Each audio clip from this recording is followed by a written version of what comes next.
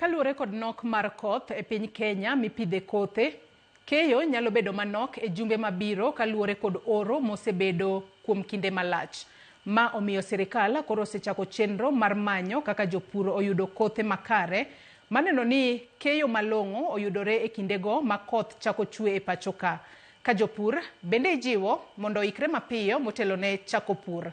Jalup jatend piny Kithure Kindiki oromo kod jotelo mamoko mar twak e wachni.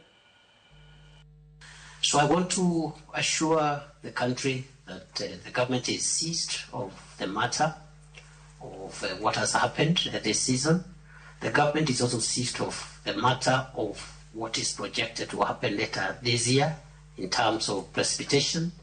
We are taking all possible measures to prevent any part of Kenya, any citizen of Kenya having to suffer famine or lack of food, and to support our farmers to make sure that they don't get disrupted because of the weather which has happened and the weather which is projected to happen.